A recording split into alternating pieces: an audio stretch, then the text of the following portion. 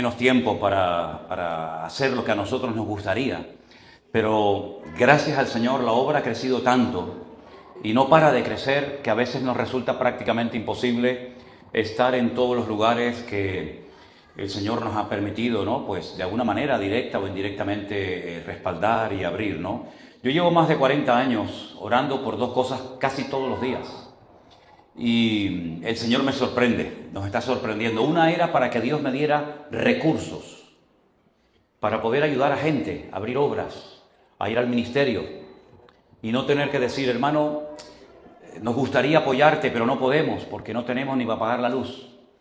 Y siempre esa es una oración que yo le hago muy a menudo al Señor. Señor, dame recursos.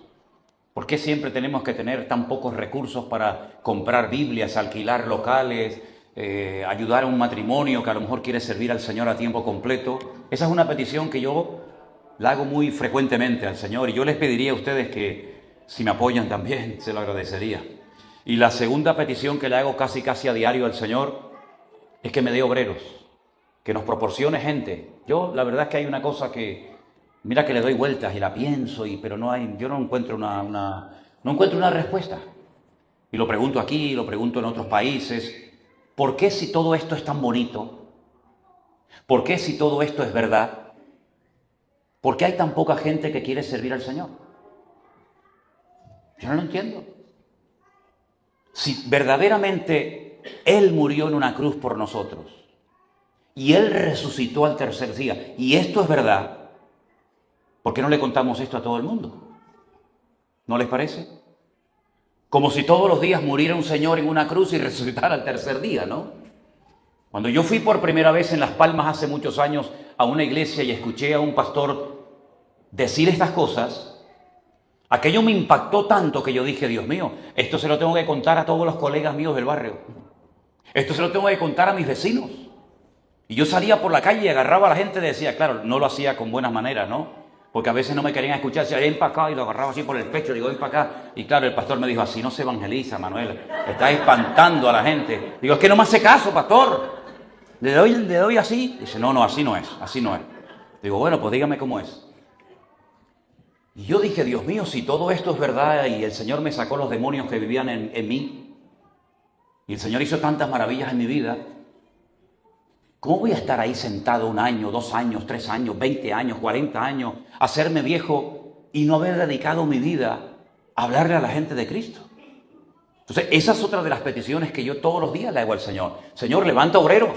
Mira, por ejemplo, ahora mismo, en Miami, tenemos entre 150, 180 hermanos que forman parte de lo que llamamos nuestra iglesia virtual, que me ruegan, pastor, por favor, abramos una iglesia. Pastor, que tenemos el dinero. Pastor, somos un montón de familias. Digo, ¿y a quién mando, mijo?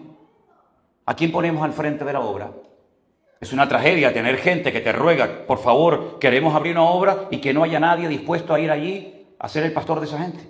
Pero eso me pasa en Florida, eso me pasa en Orlando, eso me pasa en todas partes donde vamos. En Madrid tenemos un grupo precioso de hermanos que se reúnen de vez en cuando frente a una pantalla enorme en un local que ellos alquilan porque no tengo un pastor para mandarlo para allá, no hay un pastor. En Bogotá, el pastor nuestro de Colombia, de Tierra Alta, tiene que viajar en avión para ir a predicar a Bogotá y luego irse a Tierra Alta, que los que son de Colombia saben la distancia que hay, porque no hay un pastor para tener un pastor en un sitio y un pastor en otro lugar. Entonces, cuando el Señor me dio la oportunidad de contactar con Alberto y bueno, y él pues quería servir al Señor, para mí fue una respuesta a la petición que le vengo haciendo durante muchos años al Señor. Y seguimos, Señor, manda obreros, manda obreros, manda obreros, manda obreros. Ahora la última respuesta ha sido extraordinaria porque hay una pareja joven con un niño pequeñito que ellos han sido pastores durante años en su país, en Uruguay, creo que en Montevideo, y han decidido ir a Tenerife a vivir y ya se han establecido en nuestra congregación. No sé si de vez en cuando ustedes ven los cultos que retransmitimos de allí, pero hace un par de semanas, hace un par de jueves, este hermano Jerónimo fue el que predicó, habló de la santidad y ya tenemos otro pastor dentro de nuestro ministerio. Cuando el año pasado nuestro hermano Iván y Conchi, que hay algunos aquí que le conocen de Alicante, aunque ellos son de Burgos, decidieron también incorporarse al ministerio, pues enseguida le digo, hermano, tenemos gente en Alicante, tenemos gente en Valencia, tenemos gente en toda la zona del Levante, y un domingo va a un sitio, otro domingo va a otro sitio, pero hermano, ¿cuántas obras podríamos hoy por hoy abrir y atender si tuviéramos obreros?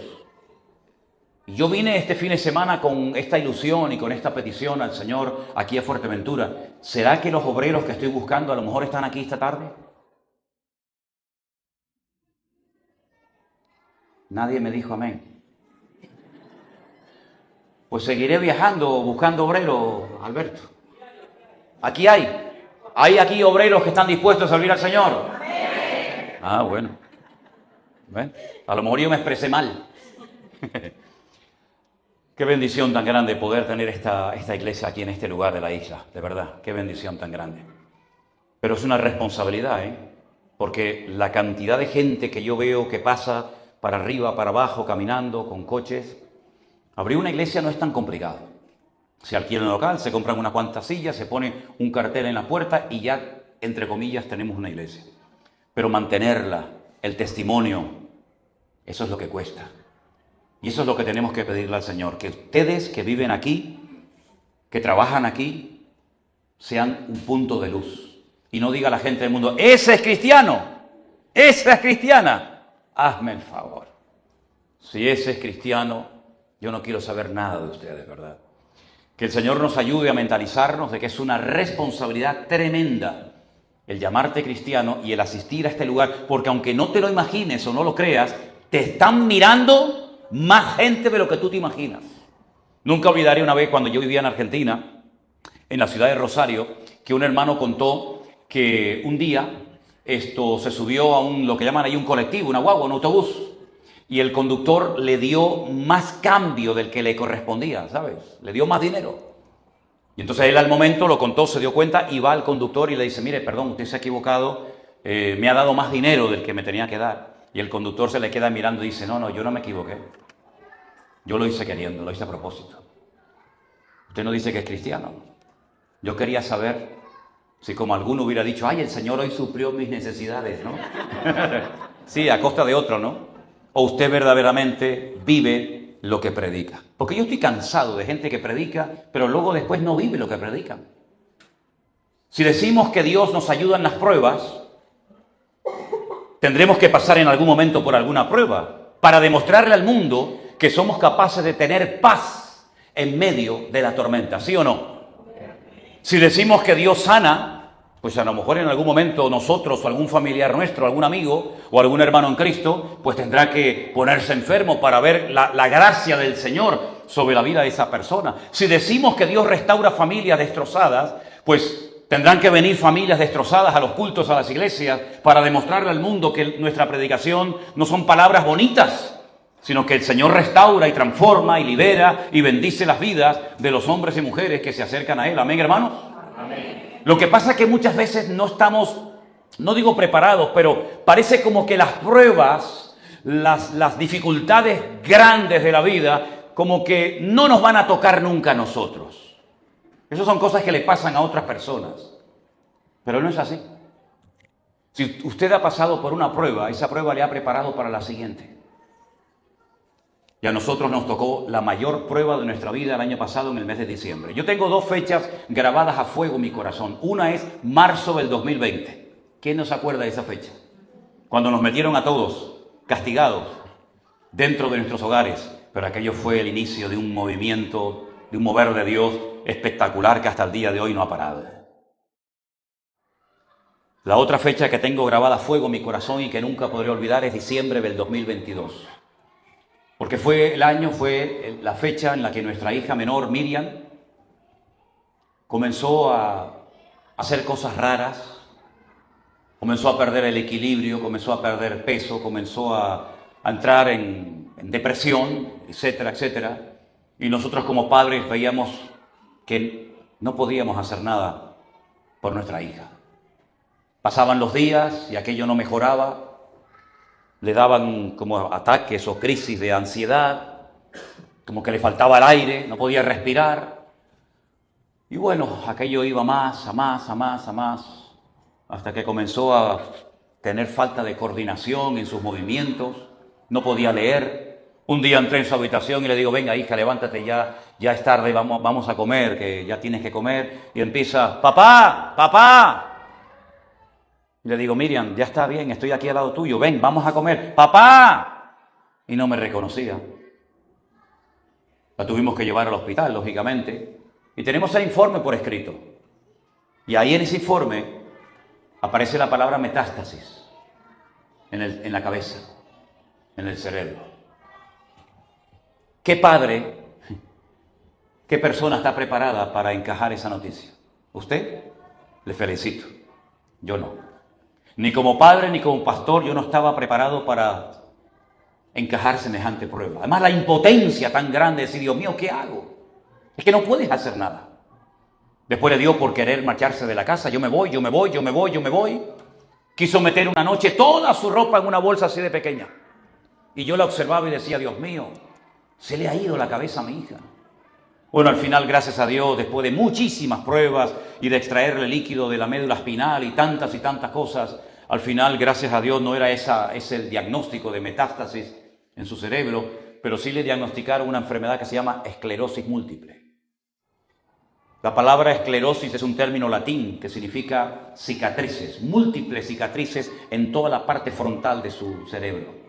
Lógicamente esto trae pues consecuencias y efectos, ¿verdad? Algunos son más visibles que otros y ha tenido que estar en tratamiento. De hecho, está en tratamiento el resto de su vida. Pero en aquellos días donde les confieso, yo no podía parar de llorar, ni siquiera durante la noche. Todo el día me la pasaba llorando, se me caían las lágrimas y en aquel momento tenía un perro, ya lo tuve que sacrificar porque el pobre ya estaba muy viejito, pero yo salía a pasear con el perro y miraba a la gente y me secaba las lágrimas porque era todo el día llorando, iba conduciendo y lloraba. Y aún durante la noche Elena me tocaba y me decía, duerme ya, Manolo, descansa un poco, duerme. Digo, no puedo. Ahora, jamás en mi vida, de verdad, me acerqué al Señor con oración y con el corazón desgarrado como en aquellos días. Porque cuando sabes que no puedes hacer nada, cuando reconoces tu impotencia total y absoluta, entonces reclamas y recurres al que tiene todo el poder y toda la autoridad, que es nuestro Señor Jesucristo. A Él sea toda la gloria y toda la honra en esta tarde en la casa de Dios. Aleluya. Bendito sea Dios. Y en esa prueba vimos la fidelidad de Dios. Dios comenzó a obrar en su vida lo que 1000 sermones no fueron capaces de hacer. En esta situación, su corazón fue tratado, moldeado, y ella pues buscó a Dios, porque en la angustia es cuando hay que buscar a Dios. Y como dice el Salmo 118, desde la angustia invoqué al Eterno, y el Eterno me respondió. Si estás pasando o vas a pasar en breve por alguna prueba, agárrate a Cristo. Y si te han predicado que si tú vienes a la iglesia, esta o cualquier otra, y todos tus problemas van a desaparecer, y no vas a tener nunca ningún problema, permíteme decirte que te han engañado. Si usted ha venido hoy, tal vez por curiosidad, invitado por su esposa, por su marido, por un compañero de trabajo, por quien sea, a esta iglesia, creyendo que si usted comienza a asistir aquí, todos sus problemas van a desaparecer, discúlpeme que le diga, eso no es así, eso no funciona así. ¿Y entonces? ¿Ustedes también tienen problemas? ¿Ustedes también lloran? ¿Ustedes también tienen dificultades? Más de las que te puedas imaginar. Pero en todas estas cosas somos más que vencedores, porque no estamos solos, sino que el que dijo, yo estaré contigo todos los días hasta el fin del mundo, nos acompaña, nos bendice, nos restaura, nos levanta, nos anima, nos consuela, nos bendice. Y en todo momento sabemos que no estamos solos en medio de la tormenta, sino que Él estará con nosotros todos los días, aunque no lo sintamos, porque esto no es cuestión de sentimientos ni de emociones, esto es cuestión de fe. Y la fe no se puede tocar, no se puede medir, no se puede ver, pero es como un ancla que nos apega, que nos agarra a Cristo y a su palabra, y es agarrados a su palabra que podemos mantenernos firmes contra todas las pruebas y ataques que experimentemos a lo largo de nuestra vida. Amén, hermanos. Aleluya. Gloria a Dios. Y ahí seguimos.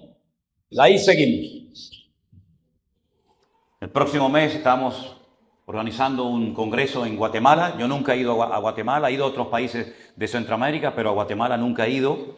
Y les pido por favor que estén orando para que este evento que estamos organizando, al que van a venir hermanos de Salvador, Nicaragua, Honduras, México también nos han dicho, Estados Unidos, pues sea toda una bendición. Incluso vamos a ir a una de las cárceles más famosas de allí de Guatemala a predicar la palabra, aunque mi hija me suplica que por favor no vaya, pero como yo soy al revés del pepino, basta que me digan no lo hagas para hacerlo, pues entonces el día que me diga vete, digo no, ahora no voy a ir.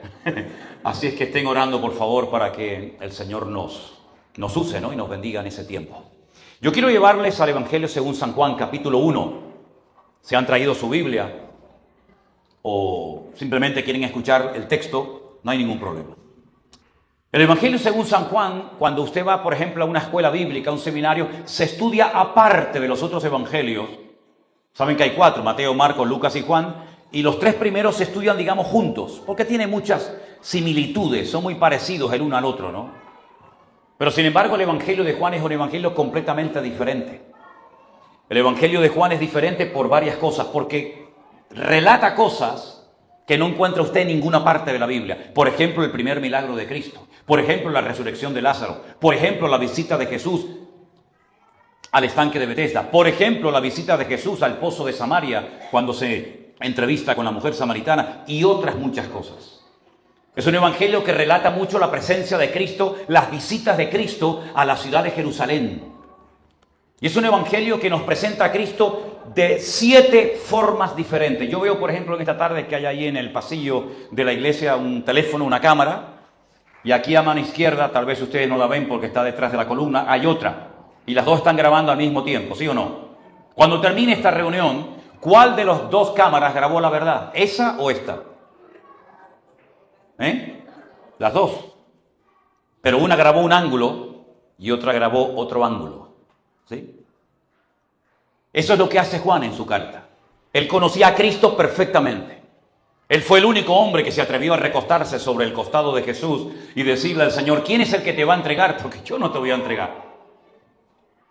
Entonces lo que él hace es, él escoge a propósito 7 milagros que los llama señales para presentarnos a Cristo desde 7 puntos de vista completamente diferentes, para conocerlo más profundamente. En el Evangelio de Juan capítulo 1, verso 1 dice, en el principio era el Verbo, y el Verbo era con Dios, y el Verbo era Dios. Si te das cuenta, el Evangelio de Juan empieza exactamente con las mismas palabras que empieza la Biblia. El libro del Génesis, ¿cómo empieza? En el principio, ¿verdad? Aunque no dice literalmente así en el texto hebreo, pero la traducción se ha tenido que adaptar, no está el artículo, pero bueno, para que nos entendamos, Génesis 1.1 y Juan 1.1 empiezan igual, en el principio. Pero Juan lo que dice es que en el principio la palabra o el verbo, o la palabra exacta en el griego es logos, era con Dios y al mismo tiempo era Dios.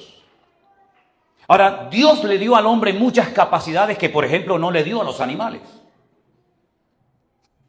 Dios le dio al hombre un espíritu, a los animales no les dio un espíritu. ¿Y qué es el espíritu? El espíritu es esa parte interior, invisible, que todo ser humano lleva en su vida, que es lo que te permite conectarte con lo trascendental, con lo eterno, con el Creador. A los animales no le dio esa facultad. Los animales no oran, los animales no hacen ayunos, no hacen pedidos de oración, ¿verdad? Pero sin embargo el hombre puede tener comunión y contacto, y debe tener contacto y comunión con su Creador por medio del Espíritu. Pero es interesante notar que no solamente Dios le dio al hombre espíritu, sino que le dio la facultad de ponerle nombre a los animales, no los animales ponerle nombre a él. Y podríamos hacer una lista enorme de cosas que el hombre tenía como resultado de lo que Dios hizo en él, pero no le dio la capacidad de crear con la palabra. Nosotros, para poder hacer una mesa de madera, el que sepa hacerla, necesita madera. El que quiera hacer una espada de acero, tiene que tener acero. El que quiera hacer una joya con oro, con diamantes o con lo que sea, necesita una materia prima. Dios no. Dios no necesita de nada ni de nadie para hacer lo que Él quiere hacer. Entonces, ¿cómo Dios crea? Porque si no usa madera, no usa hierro, no usa barro, no usa nada para hacer su obra, ¿qué es lo que Dios utiliza? El poder de su palabra. Dijo Dios: sea la luz, y salió la luz. Dijo Dios, observen en Génesis capítulo 1, las veces que Dios habla, las veces que Dios da una orden con su palabra y automáticamente su palabra se materializa en ese deseo que Él tenía en su corazón o en su mente. Esa capacidad, evidentemente, ni tú ni yo la tenemos. Yo no puedo decir mesa, ¡pum!, y sale una mesa, niño, ¡pum!, y sale un niño. Pero Dios sí tiene la capacidad de crear. Juan lo que dice es que el que creó en el principio fue el Verbo. Y dice, y el Verbo, la palabra, era nada más y nada menos que Dios mismo.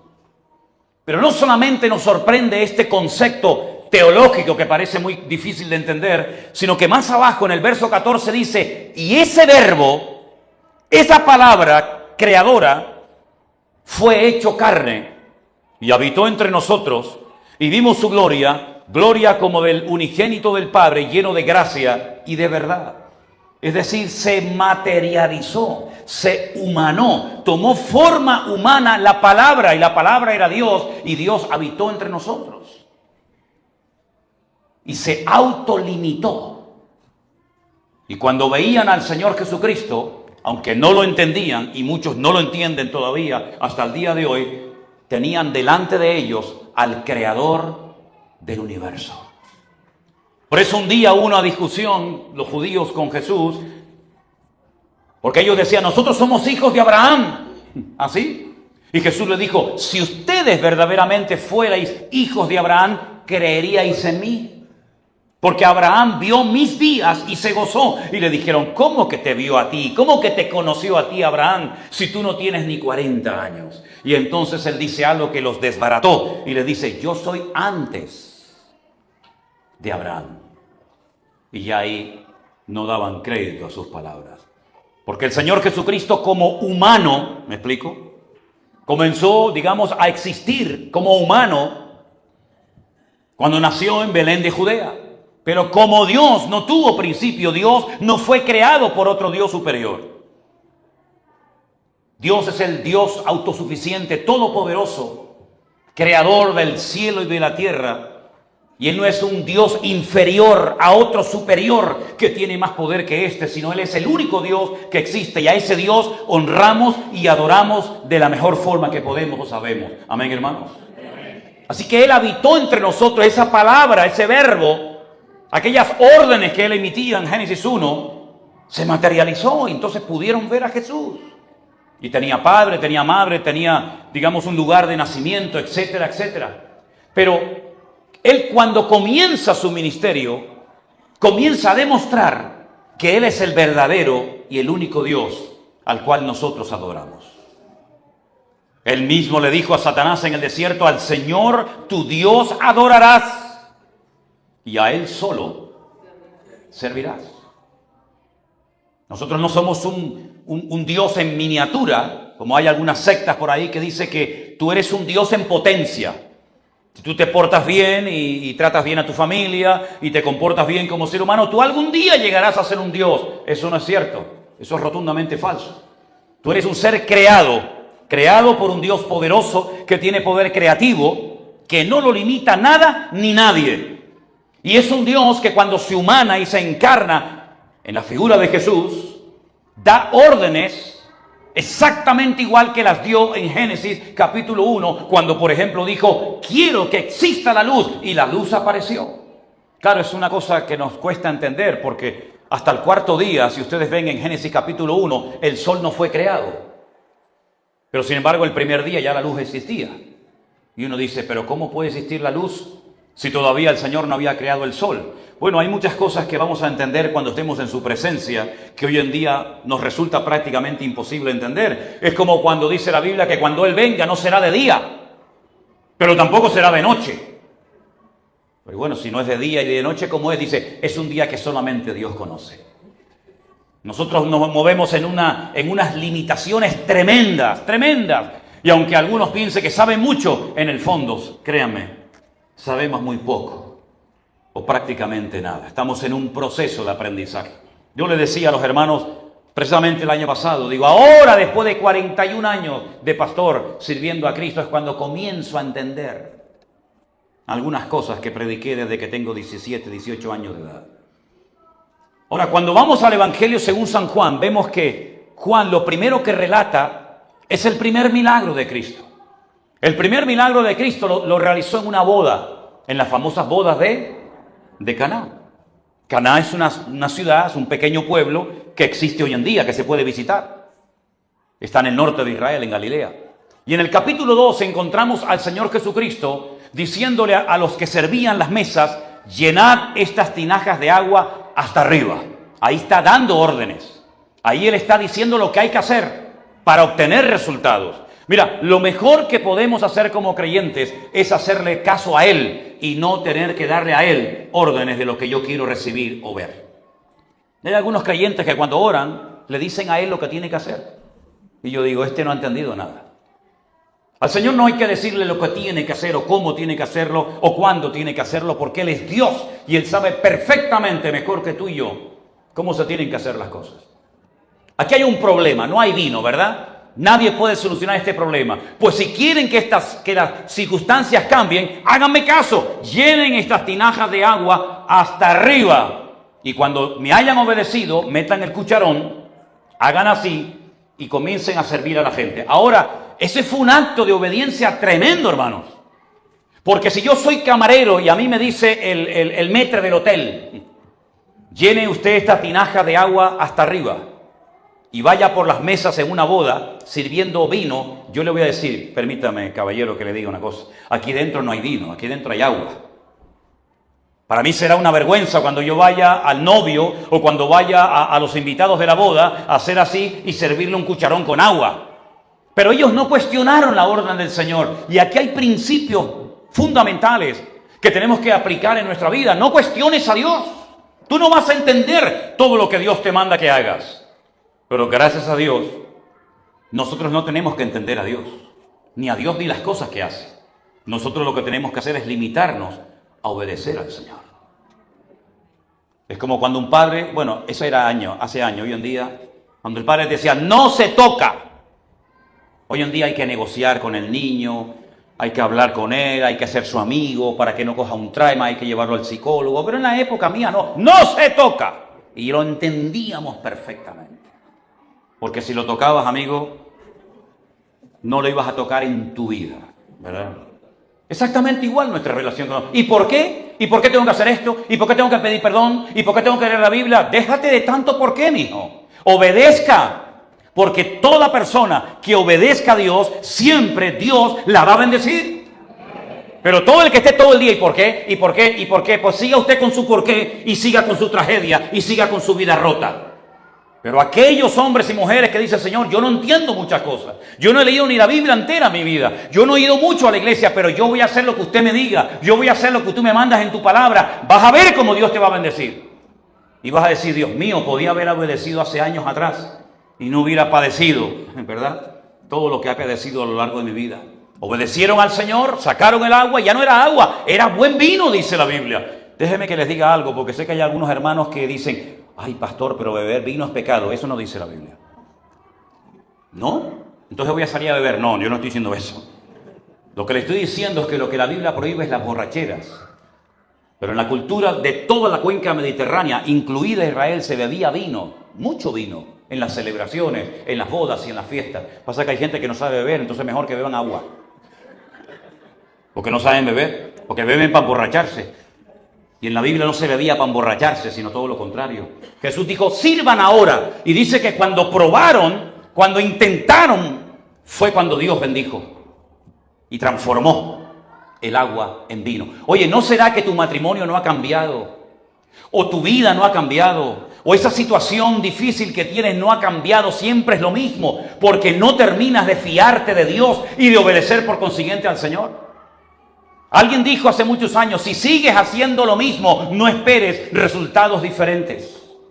Si quieres ver cambios en tu vida, compórtate de una manera diferente, obedece a Dios, porque Dios nunca te va a dejar pasar vergüenza. Si tú te fías de Él y obedeces a Dios, ¿no dice la Biblia que no será avergonzado ninguno de los que creemos en Él? ¿Cuántos dicen amén? Dios te va a honrar, Dios te va a bendecir, porque Dios siempre bendice al hombre y a la mujer obediente. Entonces ahí vemos en el primer milagro de Cristo cómo la obediencia trajo un cambio radical a esa boda, de tal manera que cuando probaron, cuando cataron aquel vino, dijeron, oye, tú lo has hecho al revés. El vino malo lo has puesto al principio y el mejor lo has guardado para el final. Es que también es un milagro profético, hermano, porque lo mejor está por venir. Y Dios nos ha escogido a nosotros para ir de gloria en gloria, de victoria en victoria, de bendición en bendición, y para ver cosas que nunca nadie vio. ¿Por qué? Porque dice la Biblia que Dios las tiene reservadas para los últimos tiempos, para aquellos hombres y mujeres que le aman. ¿Cuánto aman al Señor? Entonces prepárese para ver la gloria de Dios en su vida. ¡Aleluya! Prepárese para ver la gloria del Señor. ¡Qué bueno! Dios no conoce limitaciones de ningún tipo. Agua en vino, para Él no es ningún problema, para nosotros sería imposible. Pero en el capítulo 4 resulta de que viene alguien, una persona importante, una persona, digamos, influyente, y le dice que tiene a alguien enfermo en su casa. Ay, amigo, cuando la enfermedad, cuando el problema, en vez de afectar al vecino, te afecta a ti, qué diferente oramos, ¿verdad? Qué diferente nos comportamos. Este hombre viene destrozado al Señor y le dice, tengo un problema en casa que no puedo solucionar. Mi hijo está a punto de morir. Mi hijo está a punto de perder la vida. ¿Por qué tardó tanto el padre para ir a pedir ayuda a Cristo? Esa es una cosa que tampoco me explico. ¿Por qué tienes que caer tan bajo y llegar ya al límite de tu fuerza para clamar a Dios? ¿Sabes las lágrimas que te podías haber evitado? ¿Sabes los disgustos, las noches en vela que te podías haber evitado si en vez de esperar hasta el final y decir, bueno, vale, voy a orar, bueno, vale, voy a ir a la iglesia? Pero este hombre se acercó al Señor cuando dice, mi hijo está a punto de morir. Y entonces el Señor le dijo, ve, vuelve a tu casa, que tu hijo no se va a morir, está vivo. Y el hombre se fue, y cuando llegó a la casa, la palabra había llegado mucho antes que este hombre a su hogar. La palabra de Dios no conoce límites, no hay fronteras para el Señor. Da igual si está aquí el enfermo o está a 5,000 kilómetros de distancia. Tú has creído, hemos clamado a Dios, hemos orado, ¿sí? Pues vete, que tu hijo no se va a morir. Hay una historia parecida en otro evangelio que dice que un centurión romano, un militar, vino un día al Señor Jesús y le dijo algo diferente a lo que le dice este. Este es un noble, es otra persona, es otro caso. Le dice, no hace falta que vengas a mi casa a orar por mi siervo, porque yo soy un hombre de autoridad y le diga a uno, ven para acá y viene, y le diga a uno, coge esto y vete para allá y va. No cuestiona mis órdenes. Pero yo no tengo esa autoridad que tú tienes sobre enfermos, sobre enfermedades, sobre problemas, pero tú sí la tienes, Señor. Entonces lo único que te pido es que digas la orden, da la palabra y mi criado sanará. Y Jesús dice, en todo Israel no he encontrado a nadie que tenga tanta fe como este hombre. Porque él se da cuenta de que no hace falta de que yo vaya a orar por el enfermo. No hace falta que me traslade hasta donde él vive, sino que simplemente dice, da la palabra, da la orden y mi criado sanará. ¿Cuántas veces hemos orado por personas que no están aquí presentes con nosotros en los cultos, en la iglesia? Pero hemos orado por gente que está en el otro extremo del mundo y resulta que a los pocos días nos enteramos de que el Señor cambió y tocó el corazón de aquella persona. ¿Por qué? Porque la palabra de Dios y nuestro Dios no lo limita el espacio, no lo limita ninguna frontera, sino que Él está por encima de cualquier limitación que los hombres puedan poner en esta vida. ¿Cuántos dicen amén? Pero algunos pueden decir, bueno, eso lo entiendo, hermano. Entiendo eso, pastor, que yo puedo orar por mi madre que está en México, en Perú, en Colombia, en Argentina. Eso lo entiendo. Pero lo que usted no sabe es que mi hermano, mi primo, mi sobrino, mi madre o quien sea, hace ya muchos años que lleva esto en su vida. Mi hermano lleva 30 años en la droga y usted me dice que Dios le va a cambiar después de 30 años que ha estado preso, ha estado... Ya es más complicada la cosa, no me diga. ¿Usted cree que a Dios le va a limitar el tiempo que usted ha sufrido ese problema, esa enfermedad o esa atadura espiritual? Déjeme que le lleve a Juan capítulo 5. Hay un estanque que todavía se puede visitar en la actualidad en Israel, que bueno, yo me acuerdo que creo que Alberto y Damaris, yo los llevé para que lo conocieran. Se llama el famoso estanque de Betesda. El estanque de Betesda era un lugar donde se retenía el agua para utilizarla para la limpieza del templo de Jerusalén, que estaba pegado. Y como en ese templo había una corrupción moral y espiritual terrible, la gente prefería ir y sentarse en unas escaleras que hay en el estanque de Betesda, porque decían, nunca había ocurrido eso, era una leyenda que se había transmitido, digamos, de generación en generación, que de vez en cuando descendía un ángel del cielo, movía el agua y el primero que se metía quedaba sanado. Nunca se sanó nadie en Betesda, jamás. Ni lo dice la Biblia ni fuera de la Biblia. Era una leyenda que se había corrido entre la gente. Allí dice que había una multitud enorme de ciegos, mudos, paralíticos, que esperaban el movimiento del agua, que por cierto nunca se producía. Jesús un día llega al estanque de Betesda y se encuentra en el capítulo 5 con un paralítico que lleva 38 años tirado en el suelo sin poder moverse.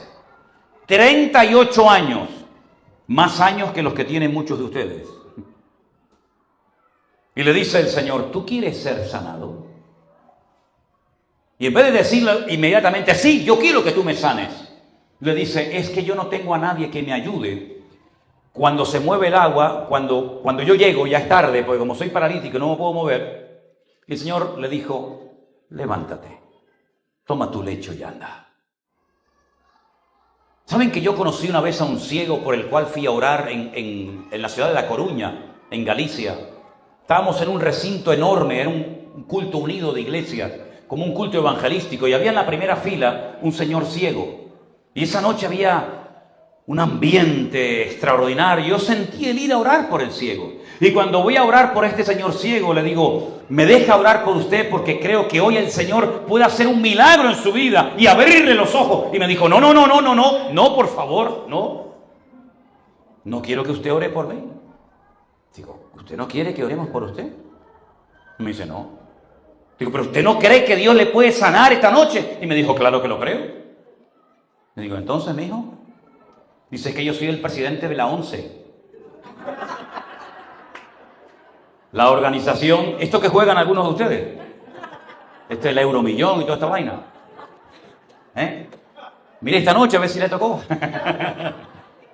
Yo soy el director del presidente de la ONCE y si me sana pierdo el trabajo. Y le dije, pues quédate ahí con tu ceguera. Hay gente que no quiere cambiar. Eso fue una de las cosas que a mí más me costó aceptar en la vida como pastor. Gente que no quiere cambiar. Reconocen que están haciendo mal. Reconocen que han destrozado su matrimonio. Reconocen lo que quiera, pero no cambian. Sí, algún día dejaré la droga, algún día dejaré esto, pero no quieren cambiar. Incluso hay gente que le gusta levantar compasión y pena en la gente y les gusta lamerse la herida y en el fondo probablemente no tengan muchas ganas de ser sanados. Parece mentira, pero es así. Y aquí el Señor lo que hace es que 38 años los transforma en décimas de segundo, porque al Señor ni lo limita lo imposible, ni lo limita la distancia, ni lo limita y lo paraliza el tiempo. ¿Cuántos dicen amén? No importa el tiempo que usted ha sido esclavo de lo que sea, si usted verdaderamente quiere cambiar, hoy el Señor puede transformar tu lamento en baile y romper las ataduras de tu vida y salir por esa puerta libre y nunca más volver a ser un esclavo de nada ni de nadie, si tú en lo más profundo de tu corazón crees y quieres que el Señor rompa las cadenas de tu vida. ¿Cuántos dicen amén? ¿Quieres cambiar? Es bueno que se lo digan de vez en cuando al pastor Alberto, para que no pierda el tiempo con alguien hablando y aconsejándolo y llamándolo por teléfono y visitándolo a la casa cuando usted en el fondo dice, mira, yo no quiero cambiar. Entonces, para no perder el tiempo, a veces tengo la tentación de decirle a alguna persona, mire, una preguntita que le voy a hacer. ¿Usted va a estar mucho tiempo aquí en la iglesia con nosotros? No, ¿sabes por qué lo digo? Porque me voy a animar. Lo vamos a llamar, lo vamos a visitar, vamos a orar por usted y después a los tres días se va a ir. Entonces, si usted no va a cambiar, déjeme que le dedique el tiempo a este señor, que sí quiere cambiar y va en serio, pero no me haga perder el tiempo, porque yo ya soy muy mayor y ya a estas alturas de mi vida no quiero perder el tiempo. ¿Usted quiere cambiar? ¿Usted quiere ir de gloria en gloria y de victoria en victoria? Pues gloria a Dios, bienvenido a este lugar. Si no, pues, búsquese otro. Habrá algo que limite a Dios. Algo que Dios no pueda hacer. Es que no hay nada. En el capítulo 6 vemos que Él camina por encima de las aguas. Porque Él domina la creación y la creación no lo domina a Él. En el capítulo 6 Él multiplica los panes y los peces. De poquito lo convierte en mucho. Porque el Señor es el Señor de la cantidad. Y con la bendición de Dios lo poco alcanza, pero lo mucho sin la bendición de Dios a veces no llega. Como dice Proverbio, ¿verdad? Más vale bocado seco y en paz con la bendición de Dios que casa llena de provisión donde no está la bendición de Dios. Qué rico sabe un pan solo con la bendición de Dios, ¿verdad? Pero cuando tienes y tienes y tienes y tienes, pero no tienes la bendición de Dios, el mejor manjar del mundo se puede convertir en algo amargo en tu vientre y en tu vida. Porque lo que enriquece tu vida no es tu coche, no son tus joyas, no es tu dinero. Lo que enriquece tu vida es tener o no tener la bendición de Dios. Ese es el mayor tesoro, porque lo que tienes te lo pueden robar. Le pueden prender fuego a lo que has trabajado toda tu vida. Pero dice el Señor, no trabajáis tanto por lo que perece, sino por lo que no perece, lo que es para la vida eterna. Hay un refrán que dice, tanto tienes, tanto vales. Eso es mentira.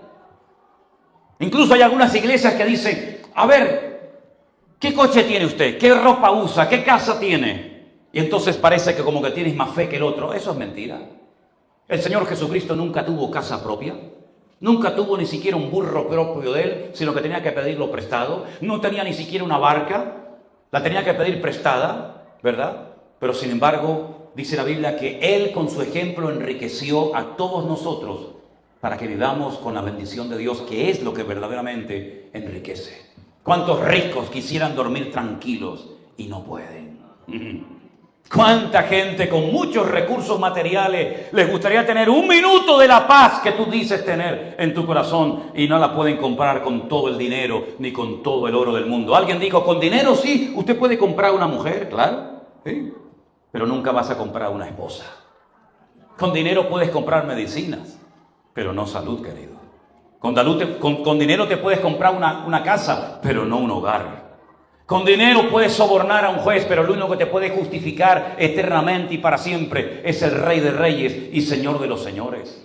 Así que es importante que los cristianos, ustedes y yo, entendamos que la riqueza más grande que tenemos en la vida no es por lo que has trabajado y te has matado toda la vida, sino la riqueza más grande es la salvación de tu alma. Porque ¿de qué sirve que ganes el mundo entero si pierdes tu alma y hoy, esta noche, tienes que presentarte ante la presencia de Dios? ¿O qué te crees, que tú no te vas a morir? Mi abuelo me decía, ¿por qué vivo tanto, Manolo? Murió con 106 años. Cuando cumplió 90, como la familia nos reuníamos en aquellos años todos juntos en la época de las celebraciones navideñas en diciembre, decíamos, a lo mejor este es el último año que tenemos al abuelo con nosotros. Al año siguiente el viejo cumplía 91 y decíamos, a lo mejor es el último año que tenemos al abuelo. El abuelo casi enterró a media familia. Murió mi padre, murió los primos, murió las tías y el viejo seguía y seguía y no se moría tú. Tenía la vida eterna y un día me preguntó unos días antes de morir, ¿por qué vivo tanto? Con 106 murió, pero tarde o temprano todos moriremos. Hace 15 días fui a Las Palmas a enterrar a mi madre. Yo fui al funeral de mi padre. Y fui al funeral hace unos días, al funeral de mi madre. Tarde o temprano todos moriremos. Todos quieren ir al cielo, ¿verdad? ¿Cuántos cristianos quieren ir al cielo? Pero nadie se quiere morir. Pues mi hijo, para ir al cielo tendrá que morir. Si usted quiere ser como Elías, arrebatado en un torbellino de fuego, ir a la presencia del Señor, ¿verdad? Pero para nosotros el vivir es Cristo y el morir es ganancia. Dé ese fuerte aplauso a Él en esta tarde. ¡Aleluya! ¡Qué bueno Dios! ¡Qué bueno! ¡Aleluya! ¿Se da cuenta cómo Juan va seleccionando milagros de Cristo para que lo conozcamos? Diga, no es que el tiempo no es problema. No es que la distancia tampoco es problema. ¿Te das cuenta cómo Juan, con una sabiduría tremenda, va escogiendo milagros, señales para decir, te das cuenta cómo el Señor funciona en esto y cómo funciona en lo otro? Es que no hay nada. Ahora, algunos pueden decir, sí ya, pero hay cosas en la vida que uno las llama mala suerte. Nosotros no empleamos esa expresión, pero hay gente que dice, qué mala suerte ha tenido la pobrecita, fíjate. Qué mala suerte tuvo esta muchacha. Qué mala suerte tuvo el otro, ¿no? Incluso se ha extendido lamentablemente en algunos ambientes y círculos cristianos por ignorar las Escrituras, aquello de que lo que te está pasando es por lo que hizo tu papá. Aquí en Fuerteventura sé que estas cosas no pasan. Pero algunas veces hay cristianos que dicen, ¿y no será que como mi padre fue un borracho, yo no levanto cabeza como hijo? ¿Y no será que mi matrimonio va de mal en peor porque el matrimonio de mi padre y el de mi abuelo fracasó? Incluso algunos me han dicho, es que una vez un pastor me dijo que hay un versículo en la Biblia que dice que Dios visita la maldad de los padres sobre los hijos hasta la tercera y cuarta generación. Y le dije, pero es que eso no dice la Biblia. Sí, hermano, si lo dice en Éxodo 20, digo, sí, pero termina el versículo, no me lo corte, no me mutile la palabra. ¿Quiere que le diga el versículo? Dios visita la maldad de los padres sobre los hijos hasta la tercera y cuarta generación de los que me aborrecen. ¿Usted aborrece a Dios? No, el pastor, yo lo amo, entonces esto no es para usted. Si usted no aborrece a Dios, si usted no rechaza al Señor y a su palabra, eso que sucede no tiene nada que ver con usted, porque los hijos no llevarán los pecados de los padres, ni los padres llevarán el pecado de los hijos, sino que el alma que pecare, esa morirá. Dijo el Señor, yo voy a quitar de mi país, yo voy a quitar de Israel ese refrán que ustedes han inventado, que dice, los padres comieron las uvas y a los hijos les dio la dentera. Eso no es verdad. Cada uno es responsable delante de Dios. No le eche la culpa a su padre. A lo mejor su padre fue terrible, pero no le eches la culpa de que tú eres un desgraciado, un mal padre, un mal marido a tu padre.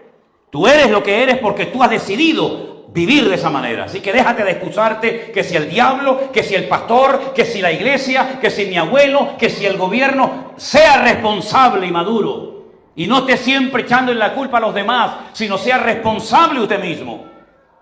Y eso es lo que muchos no quieren admitir. Eso es lo que se conoce en psicología como proyección. Eso se desarrolla y se aprende cuando son niños. Entremos ahora a la habitación donde están aquí toda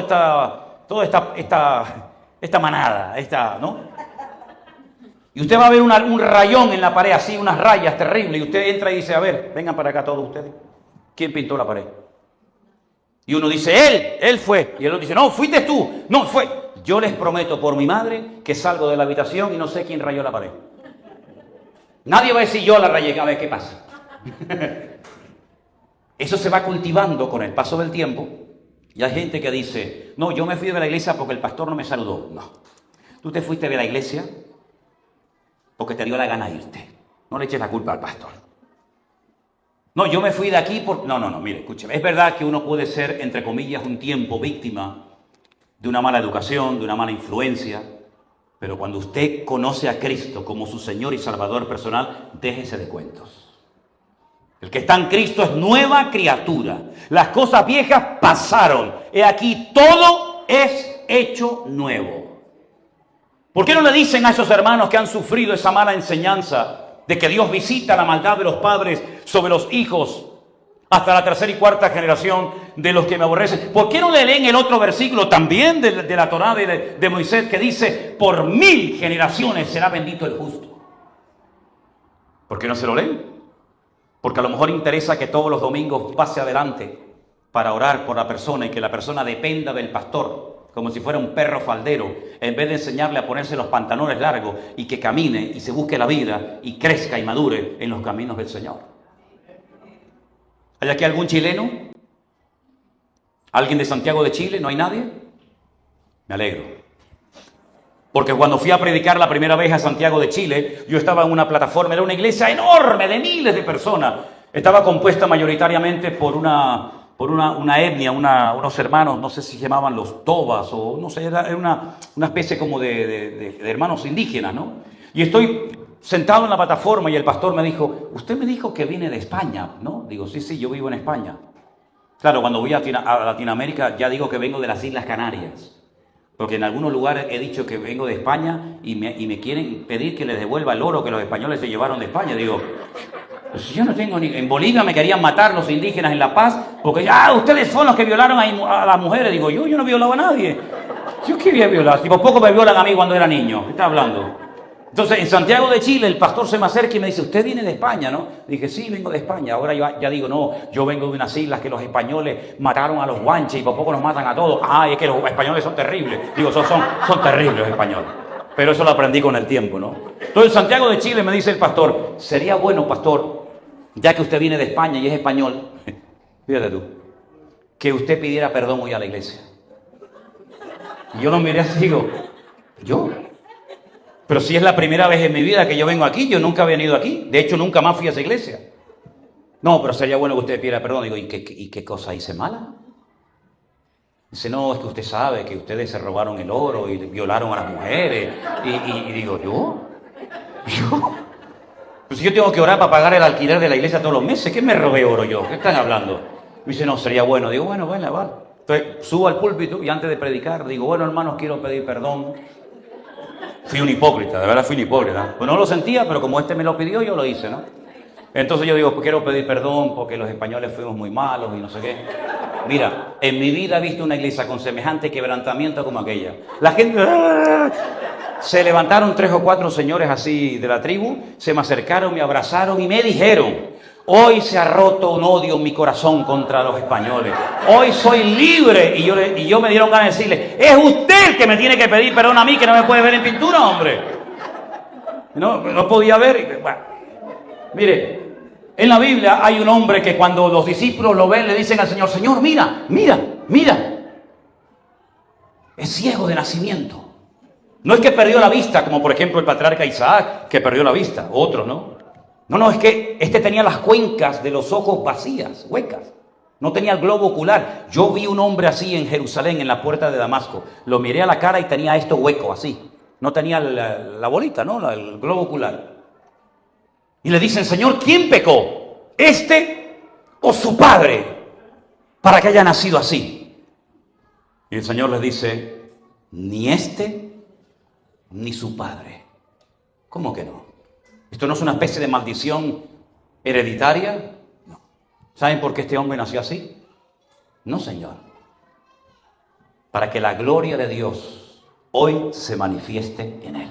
Y coge barro, escupe, le hace una albondiguita así, ¡pam! Se la pega en un ojo, ¡pam! Se la pega en el otro y le dice, vete a lavarte al estanque de Siloé. El estanque de Siloé, desde donde él le habló al ciego hasta el estanque de Siloé, hay una tirada increíble. Pero el ciego podía haber dicho, pero ¿cómo voy a ir si no veo? Pero él dice que fue, cuando se lavó, sus ojos fueron abiertos. No existe mala suerte entre los cristianos. ¿Cuántos dicen amén? Es que acabo de ver un gato negro. ¿Y? No tienen derecho a vivir los gatos negros. Ay, que se me cayó la sal. Mi padre fue matador de toros, mi padre fue torero. Y esa gente son terribles. Terribles. No puedes decir esta palabra, no puedes poner el sombrero encima de la mesa, no puedes bajar por una escalera, no puedes usar... Pero cosas tremendas. Cuando tú eres cristiano, tienes al Señor que te protege de noche y de día. Y no como aquella mujer que me... Pastor, sí, pero es que al lado de mi casa vive una santera. ¡Gloria a Dios!, le dije.